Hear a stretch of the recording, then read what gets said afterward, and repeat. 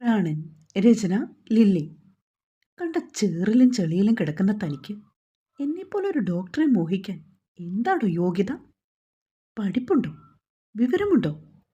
വെറും 10ാം ക്ലാസ്സും ഗുസ്തിയും അലങ്കാരമാക്കി നടക്കുന്ന കേവലം ഒരു ലോക്കല്. അത്രയേ ഉള്ളു താന്. പുച്ഛത്തോടെയുള്ള എൻ്റെ വാക്കുകൾക്ക് അകമ്പടിയായി വന്ന കൂട്ടുകാരികളുടെ പരിഹാസ ചിരികൾ തിരക്കേറിയ ആ കോഫി ഷോപ്പിൻ്റെ ചുവരുകളിൽ മുഴങ്ങി. പലരുടെയും കണ്ണുകൾ ഞങ്ങളിലേക്ക് നീണ്ടുവരുന്നതും അയാളുടെ ശാന്തമായ മുഖത്തേക്കും കണ്ണുകളിൽ അലയടിക്കുന്ന രൗദ്രഭാഗങ്ങളിലേക്കും നോക്കി ഞാനിരുന്നു. മെല്ലെ അയാൾ എഴുന്നേറ്റു. ഷർട്ടിൻ്റെ ഒരു വശം ഉയർത്തി മുണ്ട് മുറുക്കി ഉടുത്തുകൊണ്ട് വാലറ്റിൽ നിന്നും 500-ൻ്റെ ഒരു നോട്ടെടുത്ത് മേശമേൽ വെച്ചു. ചായയുടെ കാശ. പിന്നെ ഒരേയൊരു തവണ എൻ്റെ മോളെ കണ്ടൊന്ന് സംസാരിക്കണമെന്ന് എൻ്റെ തന്ത വന്ന് കെഞ്ചി. അതുകൊണ്ടാ നിന്നെ ഒന്ന് കാണാമെന്ന് വെച്ചത്. ഉള്ള കാര്യം അങ്ങ് പറയാലോ. കണ്ടപ്പോൾ തന്നെ ഈ ചുള്ളിക്കമ്പിൽ അങ്ങും ഇങ്ങും തുണി ചുറ്റിയ നിന്റെ കോലത്തെ എനിക്ക് ഒട്ടും പിടിച്ചില്ല. കുറച്ചു മുന്നേ നീ യോഗ്യതയെപ്പറ്റി പ്രസംഗിച്ചില്ലേ? നിന്റെ പേരിന് വാലായിട്ടുള്ള ഡോക്ടർ എന്ന യോഗ്യതയൊന്നും പോരടി എൻ്റെ ഭാര്യ ആവാനായിട്ട്. പിന്നെ നിന്റെ ഈ അഹങ്കാരം, അതൊന്നുകൊണ്ട് മാത്രം ഞാനങ്ങ് തീരുമാനിച്ചു. ഇനി ദൈവം തമ്പുരാൻ ഇറങ്ങി വന്നാലും നിന്നെ ഞാൻ കെട്ടൂന്ന്. ഒരുങ്ങിയിരുന്നു ഈ സായിബാലൻ്റെ ഭാര്യയാവാൻ. കേട്ടോടി ഉണക്കച്ചുള്ളി. അപ്പോൾ പോട്ടെ പെങ്ങന്മാരെ. മുഖത്താരോ ആഞ്ഞടിച്ച പോലെ ഞാൻ അയാളുടെ വാക്കുകൾക്ക് മുന്നിൽ അമർഷത്തോടെ സ്തംഭിച്ചിരുന്നു പോയി. പരിഹാസ ചിരിയോടെ മോഹൻലാൽ സ്റ്റൈലിൽ മുണ്ടും മടക്കി ഉടുത്ത് നടന്നകലുന്ന അയാളെ നോക്കി എൻ്റെ കൂട്ടുകാരികളും തറഞ്ഞു നിൽക്കുന്നത് ഞാൻ അറിഞ്ഞു. അരിശത്തോടെ കസേരയിലേക്ക് ഞാൻ അമർന്നിരുന്നു. ആ, എന്തൊരു ഹോട്ട് ആൻഡ് ഹാൻഡ്സം ആണെന്ന് നോക്കടി. ആ ഉശിരും ദേഷ്യവും ഒക്കെ. ദൂരേക്ക് നടന്നകലുന്ന അയാളിൽ നിന്നും കണ്ണെടുക്കാതെ മെറിനത് പറഞ്ഞതും എന്നിലെ ദേഷ്യത്തിൻ്റെ കണികകളെ അതാളി പടർത്തി. എന്നാ നീയങ്ങ് കെട്ടിക്കൊടി. എനിക്ക് അറപ്പും വെറുപ്പും അയാളോട്. നാശം. ഒഴിഞ്ഞു പോകുമെങ്കിൽ പോട്ടേന്ന് വെച്ചിട്ടാ ഇത്രയും കടുപ്പിച്ചു പറഞ്ഞത്. അതിപ്പോൾ ഇങ്ങനെയായി. ഡാഡിയുടെ ഒടുക്കത്തെ ജാതകവും അന്ധവിശ്വാസവും. കാം ഡൗൺ നേത്ര. നിനക്ക് നിന്റെ അച്ഛൻ്റെ തീരുമാനങ്ങളെ എതിർത്ത് നിൽക്കാൻ പറ്റുമോ? നിനക്ക് ഏറ്റവും ബെസ്റ്റ് മാത്രമാകും മാധവനങ്ങൾ സെലക്ട് ചെയ്യുന്നത്. കൂട്ടത്തിൽ അല്പം പക്വതയോടെ കാര്യങ്ങൾ പറഞ്ഞു മനസ്സിലാക്കുവാൻ രമ്യ ശ്രമിക്കുമ്പോഴും അയാളുടെ വാക്കുകളിൽ കുരുങ്ങിക്കിടക്കുന്ന എൻ്റെ മനസ്സിനെ തിരിച്ചെടുക്കാൻ ഞാൻ ശ്രമിക്കുമായിരുന്നു. ഹൗസ് സർജൻസി കഴിഞ്ഞിട്ട് മാസങ്ങൾ പോലും പിന്നിട്ടില്ല. ദുബായിൽ ബിസിനസ്സുകാരനായ അച്ഛൻ്റെ ഏക മകളായ എന്നെ ഡോക്ടർ പഠനത്തിനു വേണ്ടി അവർ നാട്ടിലേക്ക് അയച്ചു. വിദേശ രാജ്യത്ത് സമ്പന്നതയുടെ മടിത്തട്ടിലേക്ക് പിറന്നു വീണപ്പോൾ സ്വന്തം നാടിൻ്റെ സംസ്കാരത്തോട് മാനസികമായൊരു ഇഴയെടുപ്പും സൃഷ്ടിക്കാൻ തനിക്കായില്ല. കേരളത്തിലെ പഠനത്തിന് ശേഷം ഉപരിപഠനത്തിനായി US അയക്കാമെന്ന അച്ഛൻ്റെ വാഗ്ദാനങ്ങൾക്കുമേൽ അത് വിശ്വസിച്ചാണ് അന്ന് ഞാൻ ഇവിടേക്ക് വന്നതുപോലും. ഇന്നിപ്പോൾ ജാതകമെന്ന അച്ഛൻ്റെ അന്ധവിശ്വാസങ്ങൾക്കുമേൽ മണ്ണിട്ട് മൂടിയതെല്ലാം എൻ്റെ സ്വപ്നങ്ങളായിരുന്നു. 23 വയസ്സിന് മുൻപേ സുമംഗലിയാകണമെന്ന്. അല്ലാത്ത പക്ഷം വിവാഹം ഇനിയും വർഷങ്ങൾ നീളുവെന്ന്. പണ്ടെങ്ങോ അച്ഛൻ്റെ ആത്മമിത്രമായിരുന്ന ശങ്കരമംഗലത്ത് മഹാദേവൻ്റെ മകൻ സായിബാലൻ.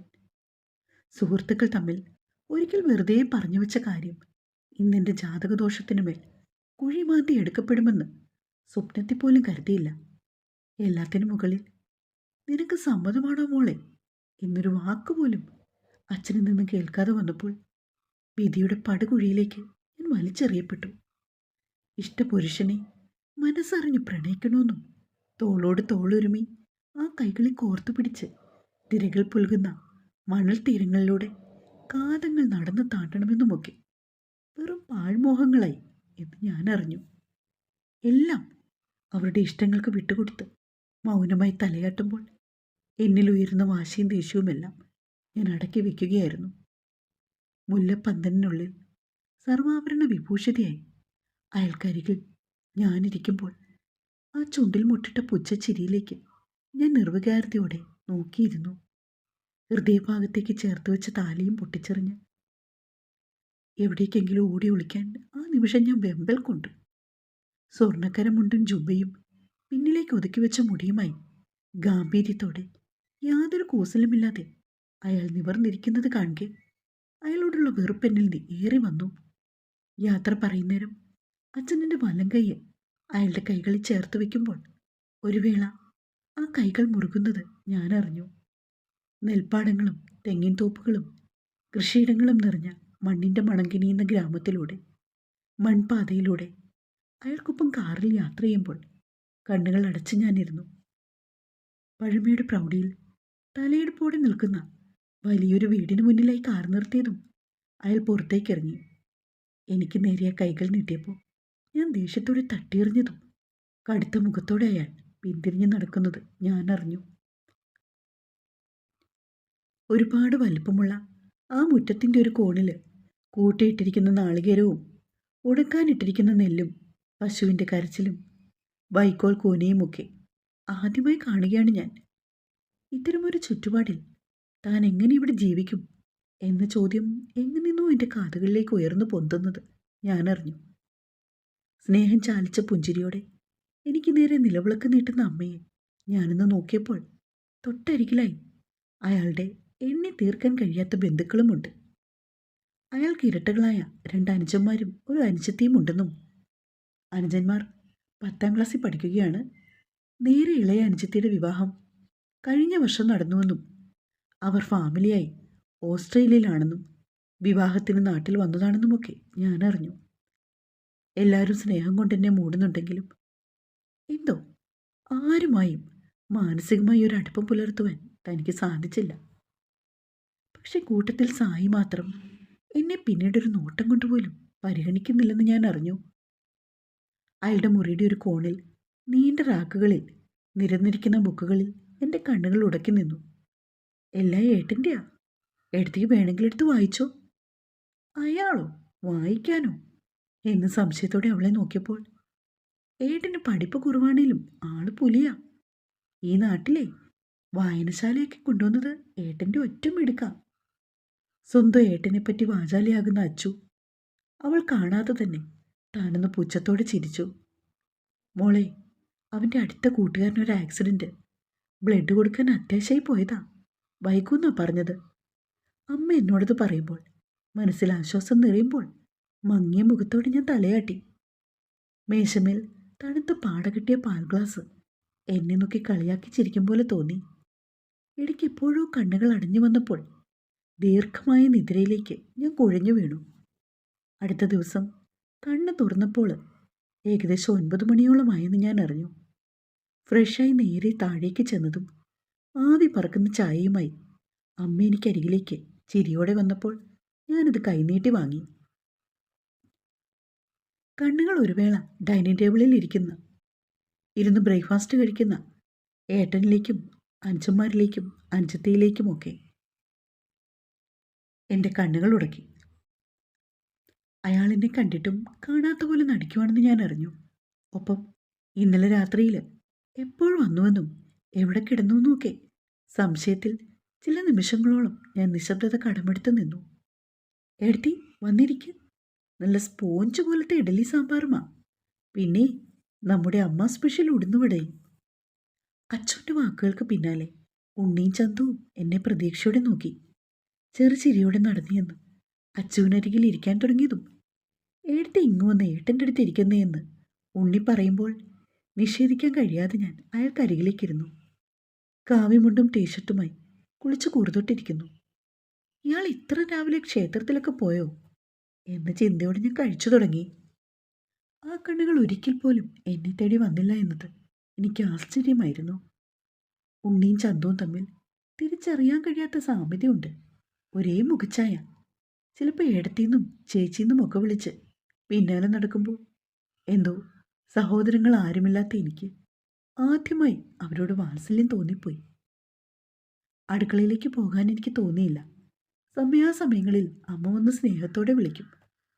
അമ്മയ്ക്ക് വളരെ സ്നേഹമാണെങ്കിലും തിരികെ അടുപ്പം കാട്ടാൻ കഴിയാത്ത പോലെ ഞാൻ അകന്നു നിന്നു. അന്ന് പകലൊന്നും സായിയെ ഞാൻ കണ്ടില്ല. വൈകുന്നേരം ആളോട് സംസാരിക്കണമെന്ന് ഞാൻ ഓർത്തു, ഭാവിയെപ്പറ്റി. എന്തിനാണ് അയാളുടെ താലിച്ചരടിൽ എന്നെ കെട്ടിയിട്ടതെന്ന്, എൻ്റെ ഇഷ്ടങ്ങളെയും ആഗ്രഹങ്ങളെയും ചവിട്ടി അരച്ചതെന്ന് എനിക്ക് ചോദിക്കണം. ചിന്തകൾ വാൾ പോലെ ഹൃദയത്തിൽ കുത്തിയിറങ്ങി രക്തമൊഴുകി. ആഹാ, തമ്പുരാട്ടി ഉറങ്ങിയില്ലേ? രാത്രിയിൽ മേശമേൽ തലചായ്ച്ച് കിടന്ന എന്നെ അയാളുടെ ശബ്ദമാണ് ഉണർത്തിയത്. 3 നേരം വെട്ടി വിഴുങ്ങാനല്ല ഞാൻ നിന്നെ കെട്ടിക്കൊണ്ടുവന്നത്. ഇവിടെ നിന്റെ വേലക്കാരുമില്ല, സമയാസമയം മേലനങ്ങാതെ ഊട്ടിക്കാനായിട്ട്.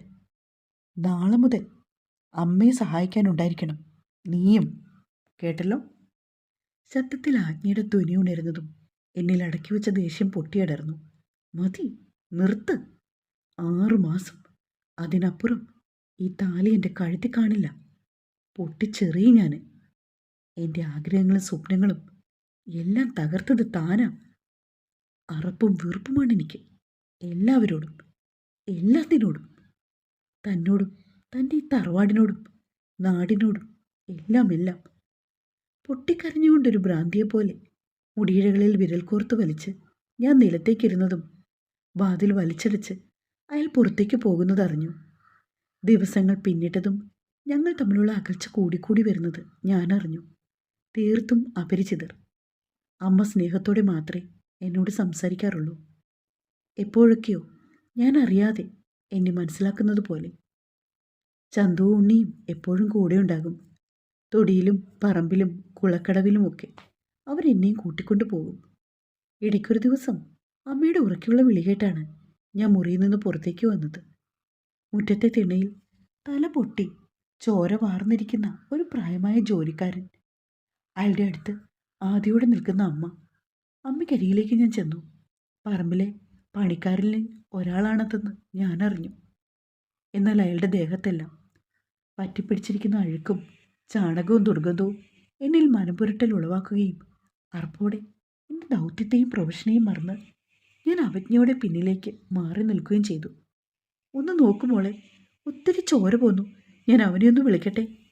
അതും പറഞ്ഞമ്മ അകത്തേക്ക് നടന്നതും ഞാൻ അനങ്ങാതെ നിന്നു. അപ്പോഴേക്കും മുറ്റത്തേക്ക് വന്നു നിന്ന് കാറിൽ നിന്നും സായി ഞങ്ങൾക്കരികിലേക്ക് വന്ന് വെപ്രാളത്തോടെ തൻ്റെ മുണ്ടിൻ്റെ തലപ്പ് കീറിയെടുത്ത് മുറിവിൽ കെട്ടിവെക്കുന്നത് നോക്കി ഞാൻ നിന്നു. എന്നിട്ടും എന്നോടൊരു വാക്കോ നോട്ടമോ തന്നില്ല.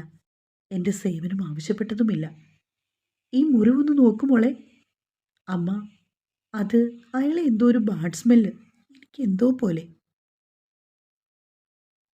അമ്മ വീണ്ടും അത് പറഞ്ഞതും എൻ്റെ മറുപടി കേൾക്കെ സായി ഒരു വേള മുഖമുയർത്തി എൻ്റെ കണ്ണുകളിലേക്ക് നോക്കി. ആ ഒരൊറ്റ നോക്കിൽ ഞാൻ കത്തിയെരിയെന്ന് തോന്നി എനിക്ക്. മടിച്ച് അയാൾക്കരികിലേക്ക് ഞാൻ ഇരിക്കും മുന്നേ ഇരു കൈകളാലും അയാൾ കോരിയെടുത്ത് കാറിനരുത്തിയിലേക്ക് നടക്കുന്നത് ഞാൻ നോക്കി നിന്നു. അമ്മേ, വന്ന് വണ്ടി കയറ്. നിന്ന വേഷത്തിൽ തന്നെ അമ്മയും അയാൾക്കൊപ്പം കാറിൽ കയറിയതും കാറ്റിൻ്റെ വേഗതയിൽ ഗേറ്റ് കടർന്നവർ പുറത്തേക്ക് പോകുമ്പോൾ നിർവികാരതയോടെ താൻ നോക്കി നിന്നു. ഹൃദയത്തിൽ നിന്നാരോ നീ തെറ്റാണെന്ന് ആർത്ത് വിളിക്കുന്നത് ഞാനറിഞ്ഞു. അവർ തിരികെ എത്തിയപ്പോൾ അമ്മ പഴയ പോലെ തന്നെ ചിരിയോടെ സംസാരിച്ചു. അയാൾക്ക് കുഴപ്പമൊന്നുമില്ലെന്ന് പറഞ്ഞപ്പോഴാണ് എന്തോ എൻ്റെ കുറ്റബോധം എനിക്ക് വല്ലാണ്ട് തോന്നിപ്പോയത്. ദിവസങ്ങൾ പിന്നിട്ടുകൊണ്ടിരുന്നു. എന്നെ തേടി വന്ന പുതിയ കാഴ്ചകളും അറിവുകളുമെല്ലാം എനിക്ക് അത്ഭുതം തന്നെയായിരുന്നു. അടിസ്ഥാനപരമായി എന്നും കൃഷിയെ ആശ്രയിച്ച് ജീവിക്കുന്ന ഒരു പറ്റം ഗ്രാമവാസികൾ. വീട്ടിലും തൊഴുത്തിലും തൊടിയിലും പറമ്പിലുമൊക്കെ ഈ തറവാടിനെ ആശ്രയിച്ച് ജീവിക്കുന്ന ഒരുപാട് ജോലിക്കാരുണ്ട്. കണ്ണെത്താ ദൂരത്തോളം നീണ്ടു കിടക്കുന്ന കൃഷിയിടങ്ങൾ എല്ലാം സായിയുടെ ഒരൊറ്റ അധ്വാനത്തിൽ നിന്നുമാണെന്ന്, ഇവരുടെയൊക്കെ തലവനാണ് അയാളെന്ന്.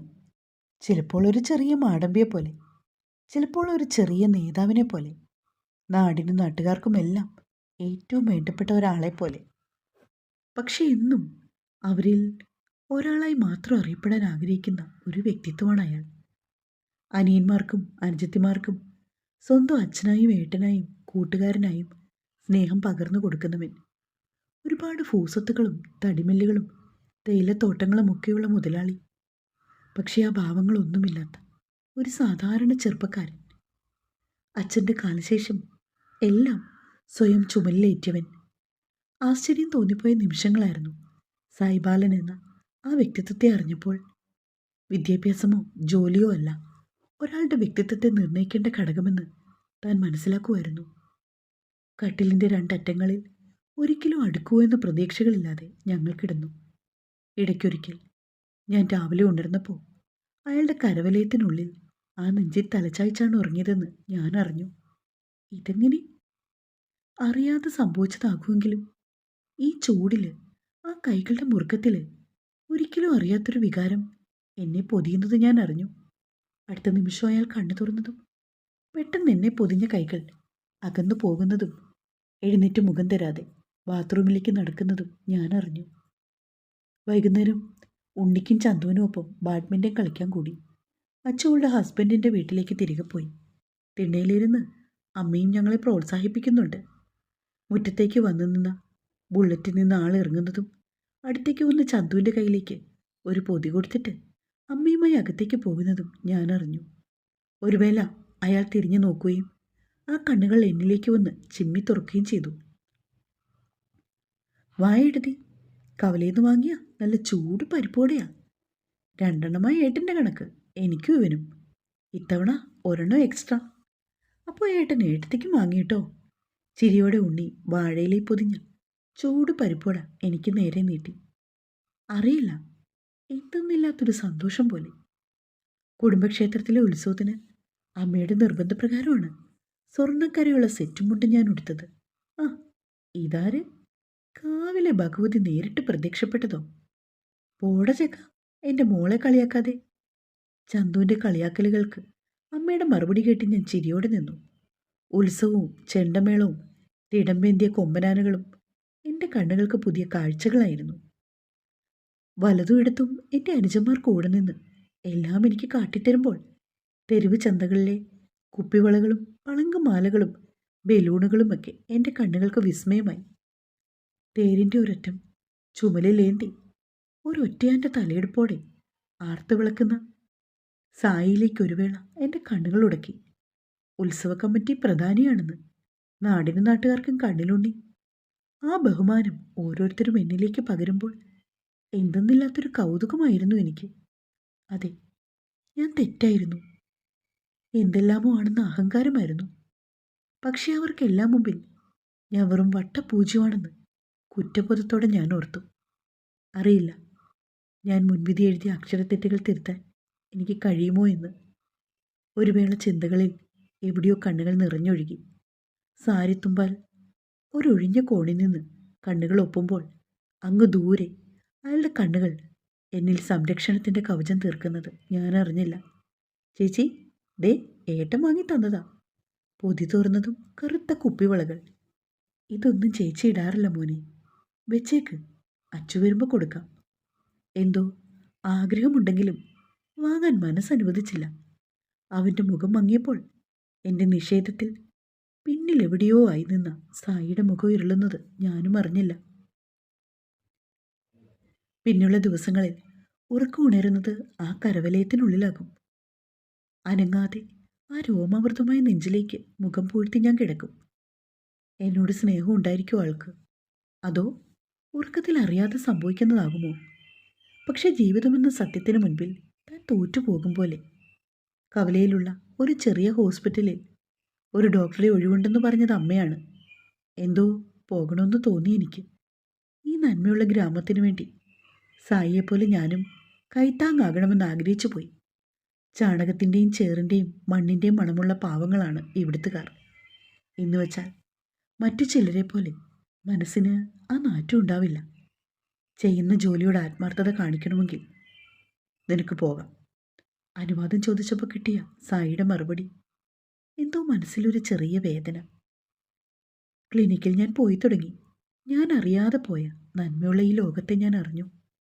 പിന്നീടാണ് അമ്മ പറഞ്ഞത്, ആളാണ് ജോലിയുടെ ഒഴിവിനെപ്പറ്റി എന്നോട് പറയാൻ പറഞ്ഞതും ആ ജോലി വാങ്ങി എനിക്ക് തന്നതുമൊക്കെയെന്ന്. ദേഹം ഒരു തണുപ്പാൽ മൂടും പോലെ. 6 മാസങ്ങൾ പിന്നിട്ടു.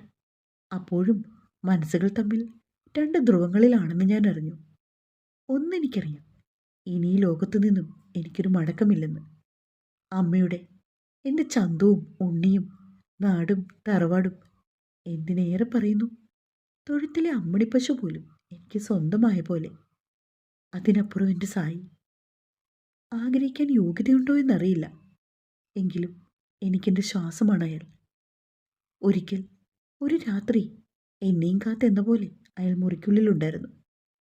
ചിരിയോടെ എനിക്ക് നേരെ നീട്ടിയ പേപ്പറുകൾ തുറന്നു നോക്കിയതും ഹൃദയം നിശ്ചലമായ പോലെ. 6 മാസം നീ ആഗ്രഹിച്ച പോലെ എന്നിൽ നിന്നും മോചനം. നിന്റെ സ്വപ്നങ്ങളൊക്കെ നടക്കട്ടെ. അന്നത്തെ ഒരു എടുത്തുചാട്ടം നിന്റെ അച്ഛൻ്റെ കണ്ണീര് കണ്ടപ്പോൾ. മനഃപൂർവ്വം അല്ലടോ, ഒന്നും. ഞാൻ ഒപ്പിട്ടിട്ടുണ്ട്. നീയും ഒപ്പിട്ടതാ. നാളെ വക്കീലിനെ കാണണോ എനിക്ക്. എനിക്ക് നേരെ നീട്ടിയ പേന വിറകൈകളോടെ ഞാൻ വാങ്ങി. എന്നെ അപ്പോൾ ഒരിറ്റുപോലും സ്നേഹിച്ചിട്ടില്ലേ നിങ്ങൾ? നെഞ്ചകം മാർത്ത് കരയുന്നു. ഒന്നും മിണ്ടാതെ പേന വാങ്ങി സൈൻ ചെയ്തു. ആ മുഖത്തേക്ക് പോലും നോക്കാതെ ഞാൻ മുറിവിട്ടിറങ്ങി. പുറത്തെ ഇരുട്ടിൽ മറഞ്ഞു നിന്ന് ഞാൻ തേങ്ങിക്കരഞ്ഞു. വിഡ്ഢിയാണ് ഞാൻ. ആശ്വസിക്കാൻ സ്വയം കഴിയാതെ കണ്ണുകൾ തുടച്ച് ഞാൻ അകത്തേക്ക് കയറിയതും ഒന്നും സംഭവിക്കാത്ത പോലെ അയാൾ ഇരുന്ന് കഴിക്കുന്നത് ഞാൻ അറിഞ്ഞു. ഉണ്ണിയും ചന്തുവുമുണ്ട് കൂടെ. അമ്മ എന്നെ കണ്ടതും എൻ്റെ കൈപിടിച്ച് അയാൾ കരികിലേക്കിരുത്തി. വേണ്ടമ്മ, എനിക്ക് വിശപ്പില്ല. കഴിക്കേട്ടത്തി, നല്ല പച്ച കശുമാങ്ങ തീയലാണ്, ഇന്നത്തെ സ്പെഷ്യലാണേ. വേണ്ടടാ ഉണ്ണി. പറഞ്ഞ തീരും മുമ്പേ അമ്മ ഒരു പ്ലേറ്റിൽ വിളമ്പി എൻ്റെ മുമ്പിലേക്ക് നീക്കി വെച്ചത് ഞാൻ അറിഞ്ഞു. ഒരിക്കൽ പോലും ഞാൻ എന്നൊരാൾ അരികെ ഉണ്ടെന്ന് സായി കാര്യമാക്കാതെ കഴിക്കുകയാണ്. എനിക്ക് വേണ്ടെന്നല്ലേ പറഞ്ഞത്? അല്പം ദേഷ്യത്തോടെ പാത്രം മുന്നോട്ട് മെല്ലെ നീക്കിയതും അറിയാതെ ചോറും പാത്രവും ഒരു മുഴക്കത്തോടെ നിലത്തേക്ക് വീണ് ചിതറി. സായിയുടെ മുഖം ദേഷ്യത്താൽ ചുവന്നതും അയാൾ ചാടി എണീറ്റു. അടുത്ത നിമിഷം ആ എച്ചിൽ പുരണ്ട കൈകളാൽ അയാൾ എൻ്റെ കവിളിലേക്ക് ആഞ്ഞടിച്ചു. കവിളിൽ കൈകൾ ചേർത്ത് വെച്ച് പൊട്ടിക്കരഞ്ഞുകൊണ്ട് ഞാൻ മുറിയിലേക്ക് ഓടുമ്പോൾ അയാൾക്ക് നേരെ അമ്മയുടെ ശകാരവർഷങ്ങൾ ഉയരുന്നത് ഞാൻ അറിഞ്ഞു. കിടക്കയിലേക്ക് വീണ് പൊട്ടിക്കരയുമ്പോൾ പുതുനാമ്പെടുത്ത എൻ്റെ പ്രണയവും പാതി വഴിയിൽ തളിർത്ത ആഗ്രഹങ്ങളുമെല്ലാം ഉറക്കത്തിൽ കണ്ട ഒരു സ്വപ്നം പോലെ മറക്കാൻ ഞാനൊരു പാഴ്ശ്രമം നടത്തി. ഇടയ്ക്ക് എപ്പോഴോ ഉറക്കത്തിലേക്ക് ഞാൻ വഴുതി വീണതും അയാൾ എന്നെ പൊതിഞ്ഞു പിടിച്ചതും എൻ്റെ കവിളിൽ ചുംബനങ്ങളാൽ മൂടിയതും നിശബ്ദമായി ക്ഷമ പറഞ്ഞതും ഞാൻ അറിഞ്ഞില്ല. മുറിക്കുള്ളിലെ ചവറ്റുകൊട്ടയിലേക്ക് അയാൾ കീറിയെറിഞ്ഞ ഡിവോഴ്സ് പേപ്പറിനെക്കുറിച്ചും ഞാൻ അറിഞ്ഞില്ല. രാവിലെ ഉണരുമ്പോൾ ആ കരവലയത്തിനുള്ളിലാണെന്ന് ഞാൻ അറിഞ്ഞതും ആ മുഖത്തേക്ക് അല്പനേരം ഞാൻ നോക്കിക്കിടന്നു. കൊതി തീരുന്നില്ല എനിക്ക്. എൻ്റെ പ്രാണൻ്റെ പാതിയാണെന്നറിഞ്ഞ സത്യം ഹൃദയം എന്നോട് വീണ്ടും വീണ്ടും പറയുന്നു. നെറ്റിലേക്ക് വീണുകിടന്ന മുടിയിഴകൾ ഒതുക്കി ഞാൻ എൻ്റെ അതിരങ്ങൾ അവിടേക്ക് ചേർത്ത് വെച്ചപ്പോൾ എൻ്റെ കണ്ണുകൾ നിറയുന്നതും ഞാൻ അറിഞ്ഞു. തിരികെ പോകാനുള്ള തയ്യാറെടുപ്പോടെ ഞാൻ ആ മുറിവിട്ടിറങ്ങുമ്പോൾ പിൻവിളി വിളിക്കാൻ മാത്രം യോഗ്യതയുള്ളവളാണ് ഞാനെന്ന് എനിക്ക് തോന്നിയില്ല. ആരും കാണാതെ അന്ന് എനിക്കായി വാങ്ങിത്തന്ന കരിവളകൾ ഞാൻ ബാഗിലേക്ക് വെച്ചു. ഉണരും പിന്നെ പോണം. യാത്ര പറയുമ്പോൾ നീ പോകല്ലേ എന്ന് എന്നോട് പറഞ്ഞില്ലെങ്കിൽ ഈ മണ്ണിലേക്ക് ഞാൻ മരിച്ചു വീണാലോ. പ്രണയം, സ്നേഹം ഇവയൊക്കെ രംഗബോധമില്ലാതെ കടന്നു വരുന്നവയാണ്. അമ്മയോടും എൻ്റെ അനുജന്മാരോടും ഒന്നും യാത്ര പറഞ്ഞില്ല. അറിഞ്ഞാൽ വിടില്ല അവർ. ആ വലിയ വീടിനോടും മണ്ണിനോടും യാത്ര പറഞ്ഞ് ഞാൻ ആ പടിയിറങ്ങുമ്പോൾ മനസ്സും ശൂന്യമായിരുന്നു. അച്ഛനും അമ്മയും ചോദ്യങ്ങൾ കൊണ്ടെന്നെ വീർപ്പ് മുട്ടിക്കുമ്പോൾ ആ നെഞ്ചിലേക്ക് വീണ് പൊട്ടിക്കരഞ്ഞു.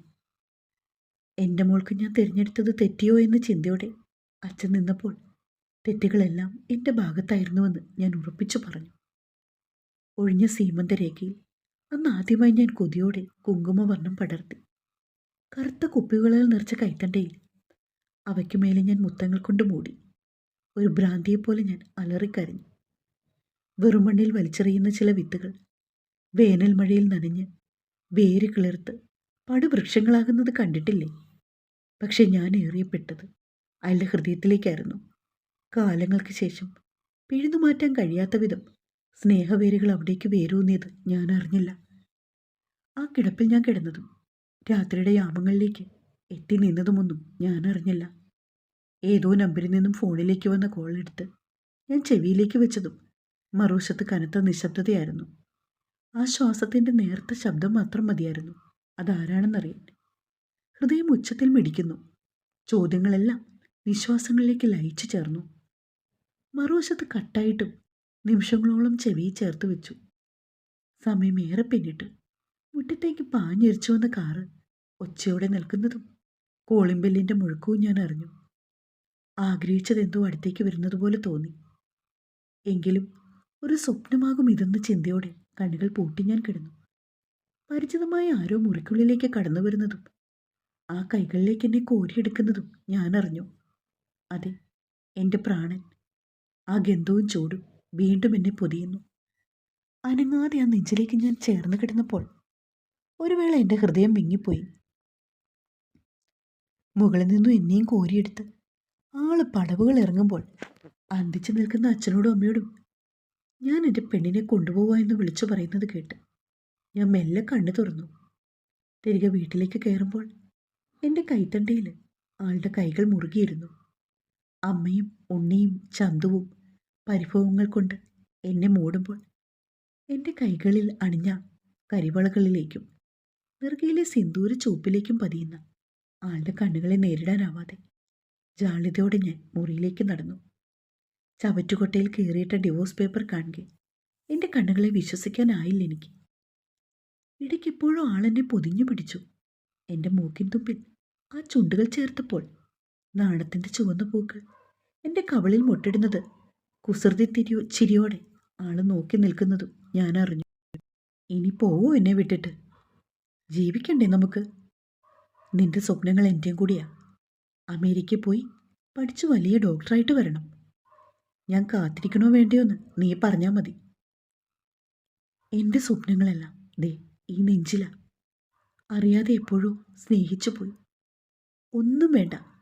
ഈ സായി, വീടും അമ്മയും എൻ്റെ അനിയന്മാരും ഈ ഗ്രാമവും ഒന്നുമല്ലാതെ വേറൊന്നും വേണ്ട എനിക്ക്. മെല്ലെ ആ നെഞ്ചിലേക്ക് ഞാൻ തലച്ചായ്ക്കുമ്പോൾ മോഹങ്ങളും സ്വപ്നങ്ങളും കൈപ്പിടിയിലാക്കിയ സന്തോഷം എന്നെ പൊതിയുന്നത് ഞാൻ അറിഞ്ഞു. നാട്ടിൽ തന്നെ ആഗ്രഹം പോലെ പഠിക്കണമെന്നും ശേഷം ഇവിടെ ഈ ഗ്രാമത്തിൽ തന്നെ ഒരു ചെറിയ ആശുപത്രി കെട്ടണമെന്ന് ആളുടെ ആഗ്രഹങ്ങളെയും ഞാൻ എൻ്റെ നെഞ്ചിലേറ്റുമ്പോൾ എനിക്കായി തുറന്നിട്ട ആ ഹൃദയത്തിൻ്റെ പടിവാതിലൂടെ ഞാൻ ഉള്ളിലേക്ക് പ്രവേശിക്കുകയായിരുന്നു. നിന്റെ മനസ്സറിയാനാ അന്ന് ഡിവോഴ്സ് പേപ്പർ സൈൻ ചെയ്യാൻ പറഞ്ഞത്. നീ ഒപ്പിട്ടപ്പോൾ ഒരിറ്റ സ്നേഹം പോലും എന്നോടില്ലെന്ന് തോന്നി. ആ ദേഷ്യത്തിലാ അറിയാതെ അടിച്ചു പോയത്. നൊന്തോടി. മെല്ലെ ആളിൻ്റെ കവളിൽ മുകർന്നപ്പോൾ കപട ദേഷ്യത്തോടെ ഞാൻ മുഖം വീർപ്പിച്ചു. അന്നെന്നെ ചുള്ളിക്കൊമ്പെന്ന് വിളിച്ച് ഇഷ്ടമല്ലെന്ന് പറഞ്ഞതോ? ഇഷ്ടമില്ലാതെ നിന്നെ ഞാൻ കെട്ടുവോ പെണ്ണെ? കഴിഞ്ഞ 6 മാസം നിനക്ക് എന്നെയും ഈ വീടിനെയും അറിയാനും മനസ്സിലാക്കാനും ആ സമയം തന്നത്. എന്നുവെച്ച് ഞാൻ താലി കെട്ടിയ എൻ്റെ പെണ്ണിനെ ഞാൻ സ്നേഹിച്ചിട്ടില്ലെന്ന് പറയരുത്. കള്ളച്ചിരിയോടെ ആളെൻ്റെ കാതിൽ ഇക്കിളി കൂട്ടുമ്പോൾ പൊട്ടിച്ചിരിയോടെ ആ കവളി ഞാൻ അമർത്തി ചുംബിച്ചു. ഏതോ യാമങ്ങളിൽ ജനൽപ്പാളികളിലൂടെ ഒരു കുഞ്ഞു നക്ഷത്രം അസൂയോടെ ഞങ്ങളുടെ സ്നേഹത്തെ ഒളിഞ്ഞു നോക്കി കണ്ണു ചിമ്മുന്നുണ്ടായിരുന്നു. ഈ കഥ മുന്നേ കേട്ടവർ സ്കിപ്പ് ചെയ്യൂ, അല്ലാത്തവർ വായിക്കൂ കേട്ടോ.